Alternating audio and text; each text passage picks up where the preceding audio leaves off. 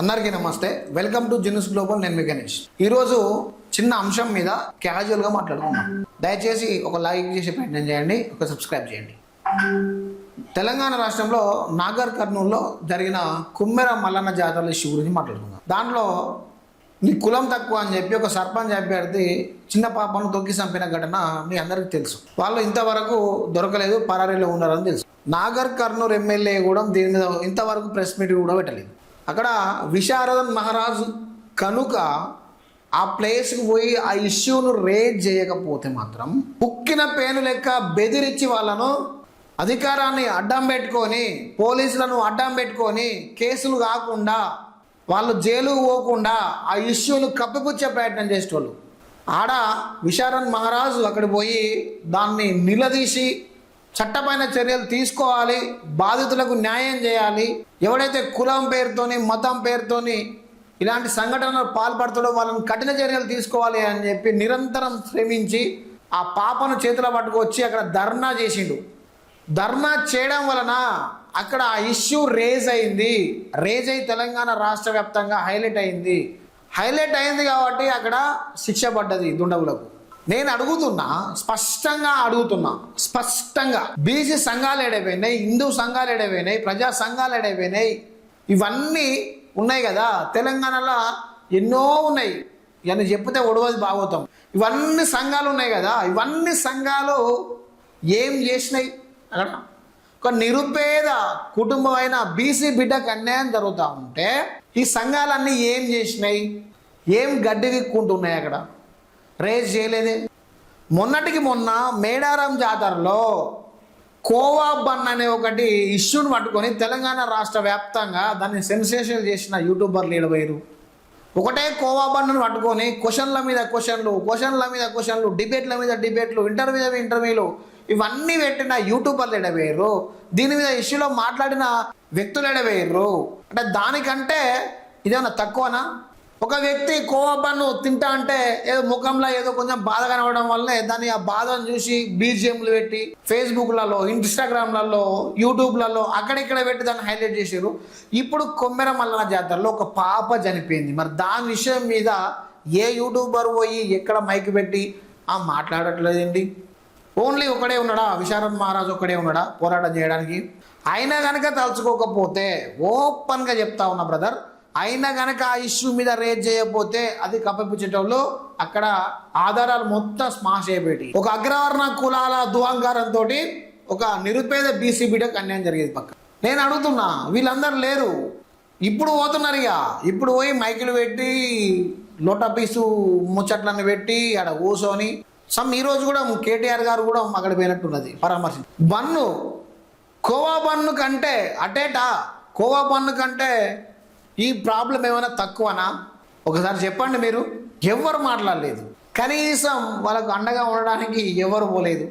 అంటే చూడండి, మనకి ఏదైనా మతం పేరుతో ఏమైనా చిచ్చు ఇట్లా వస్తే దాన్ని రాష్ట్ర వ్యాప్తంగా, దేశవ్యాప్తంగా దాన్ని హైలైట్ చేస్తాం.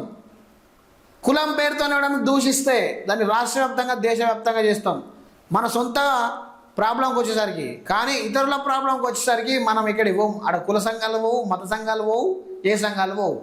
ఒక ఆవిడ ఉంది కదా, ప్రియా చౌదరి గారు మాట్లాడింది కదా దేని గురించి? కోవాబాన్లో ఫోటో జిహాది, ఆ జిహాది, ఈ జిహాది అని లొట్టపీసి ముచ్చట్లని మాట్లాడింది కదా ఏమా. మరి అక్కడ కుల జిహాది వస్తలేదా? మరి అక్కడ అగ్రవర్ణ కులవాడు సాదా సీదా బీసీ బిడ్డను అక్కడ చంపేస్తే అక్కడ కుల జిహాది వస్తలేదా? మరి ప్రియా చౌదరి ఎందుకో డిబేట్లు పెడతలేదు, ఎందుకో మాట్లాడతలేదు? మనం మాత్రం మతాలు కులాలు రెచ్చగొట్టుకుంటూ ఉండాలి. ఇతరులకు ప్రాబ్లం వచ్చినప్పుడు పోవద్దు. మన బతుకులేక అంతా. చెప్పండి ప్రియా చౌదరి గారు, మీరు మాట్లాడతలేరు మరి? ఇక్కడ కుల జిహాదికి రచ్చింది కదా. ఇక్కడ ఒక కులాన్ని తను తక్కువ కులము అని చెప్పి చిన్న పాపం తొక్కి చంపారు. మరి అక్కడ కుల జిహాది ఉన్నట్టే కదా, అక్కడ ప్రాణం పోయింది కదా. మరి నువ్వు ఇంటర్వ్యూలు పెట్టి ఆ వీడియో ఈ వీడియో కుల జిహాది, ఈ జిహాది అని చెప్పి ఏం మాట్లాడతలేవు? మేడారం బన్ ఇష్యూ అయితేనేమో పొద్దునో వీడియో, సాయంత్రం వీడియో, మధ్యాహ్నం వీడియో, ఎప్పుడు పడితే అప్పుడు షార్ట్లు రిలీజ్ చేసి పెడుతున్నావు యూట్యూబ్లల్లో, ఫేస్బుక్లల్లో, ఇన్స్టాగ్రామ్లల్లో. ఇది కాదా ఇష్యూ? మరి దీని ఇష్యూ కూడా మాట్లాడతలేరు. కమిషన్లు ఎడవైనాయి, మహిళా కమిషన్లు ఎడవైనాయి, ఎస్సీ కమిషన్లు, ఎస్టీ కమిషన్లు, బీసీ కమిషన్లు ఇవన్నీ ఎడవైనాయి. అధికార అహంకారంతో ఆ సర్పంచ్ చేసిన దౌష్టికాన్ని ఎవరు క్వశ్చన్ చేసారు అక్కడ? కరెక్ట్గా మేజర్గా ఫస్ట్ క్వశ్చన్ చేసిన మొగోడు ఎవరు? విశారన్ మహారాజు కూడా క్వశ్చన్ చేసి ఇక ఆయన పోకపోతే కథమే ఆడ, అది కథమైపోయేది. వాళ్ళ కుక్కిన పెయిన్ లెక్క కూర్చోబెట్టేటోళ్ళు అక్కడ అధికారంతో కూర్చోబెడతారు, ఆ ఇష్యూని మొత్తం మాయం చేసేటోళ్ళు. చూడండి ఎడబోతుందో సమాజం. ఇప్పుడు మనకు చేతులు రావు మాట్లాడడానికి, ఎదటోళ్ళ మీద మాట్లాడేటప్పుడు మన చేతులు రావు. ఇప్పుడు అక్కడ పరామర్శం మన చేతులు రావు.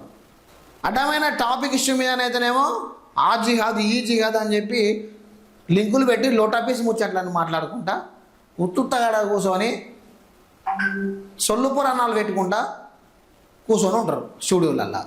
మరి ఇప్పుడు పోతలేరు, దాన్ని రాష్ట్ర వ్యాప్తంగా హైలైట్ చేస్తలేరు, ఆ దుండగులను పట్టిస్తలేరు, ఆ సర్పంచ్కి శిక్ష పడేలా చేస్తలేరు, ఆ సర్పంచ్ని కోర్టులో ప్రొడ్యూస్ చేస్తలేరు, ఆ పోలీసుల మీద ఎందుకు మీరు ఆ అమ్మాయి చంపిన అమ్మాయి మీద కేసు తీసుకున్నారని ఎవడు అడుగుతలేడు.